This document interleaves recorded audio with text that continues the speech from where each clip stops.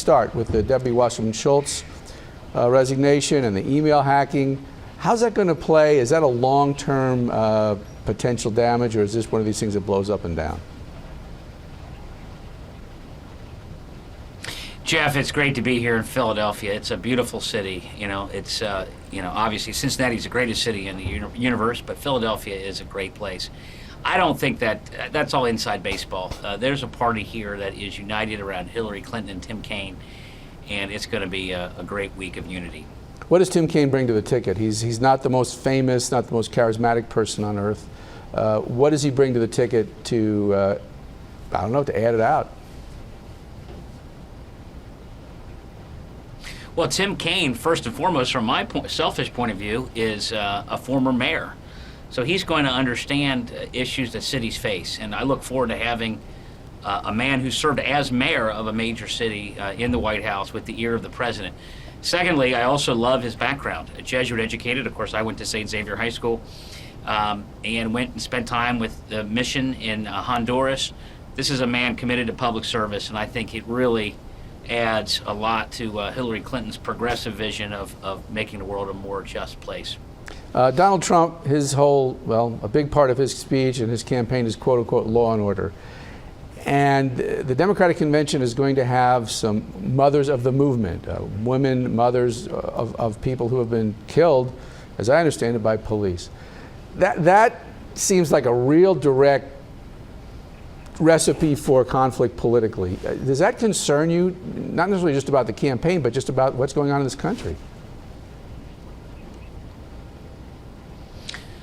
Well, obviously, as the mayor of Cincinnati, I spend a great deal of time on police-community relations. As you know, Jeff, Cincinnati is rightly held up as a national role model on police-community relations. Chief Isaac said last week that he was black before he was a policeman. So he, in Cincinnati, is really ahead of the curve on these issues.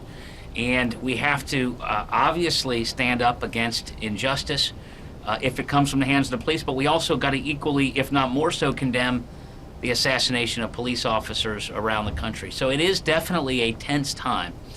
I'm proud that Cincinnati is, Loretta Lynch, the Attorney General of the United States last year, came into Cincinnati to talk about our collaborative, which has been a role model for police community relations in the country.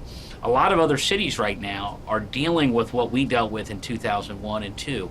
And, I can't speak to what all the other cities are going through, but I know what we went through because I was on city council at the time. And I'm very proud of where we are. Now, we always have more work to do, but we've got to, Jeff, remember what the people in the neighborhood care about the most is reducing the shootings. There were too many shootings over the weekend. The biggest difference between 15 years ago in Cincinnati and now is that in those days, the civil rights leadership was marching against the police. Now, in our city, I can't speak for the rest of the country, but in our city, civil rights leaders are marching arm in arm with our police against the gun violence in the neighborhoods, and that's where I'm focused as mayor of Cincinnati. I assume you saw a percentage, if not all, of the Republican convention last week. What was your reaction to the Republican convention, to Donald Trump's speech, to Donald Trump's campaign upcoming? Look, I think that he is, and John Kasich is saying some of this too, who's a Republican governor. He is a direct threat to the Bill of Rights. He has praised Vladimir Putin for killing opposition journalists. Thomas Jefferson famously told a minister of Napoleon that people are allowed to criticize the president in our country under the Bill of Rights. Donald Trump has talked about having a religious test for certain government entitlements, which is directly at odds with our Constitution, that we will have no religious test for anything that the government does. It'll be religious blind. And of course, he has taken wholesale statements about Hispanics, Mexicans, women. And so, while he says some things that I think appeal to people related to the jobs that have been shipped overseas, and we need to fix that, he is not about uniting the country and all people of the country. And so I think he's a real threat to the Bill of Rights in a way that's different than a normal candidate. John, we got time for maybe one last question.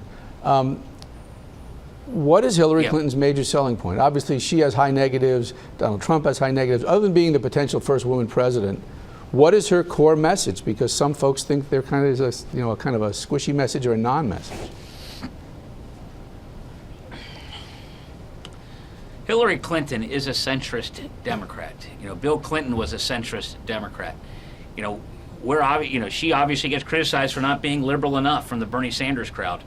Similarly, Bill Clinton faced those same kinds of criticisms. But if you go back to the Bill Clinton years, we had peace and prosperity. What was not to like about those great years? Hillary Clinton is a moderate. She comes out of the moderate wing of the Democratic Party, a part of the party that I also come from. And I believe that in the end, we want to unite this country around policies that keep it down the middle. And Trump is extreme in his racial rhetoric. And we as a country, which is a diverse country, need leaders who are going to unify us. And Hillary Clinton is focused on raising the minimum wage, rebuilding the country's infrastructure, and building a country that works for everybody, not just a few. Thank you, Mayor John Cranley. We'll probably be touching base back with you as the convention continues. Jeff, it's great to be talking to you from Philadelphia. It's going to be a great week. Have a good time.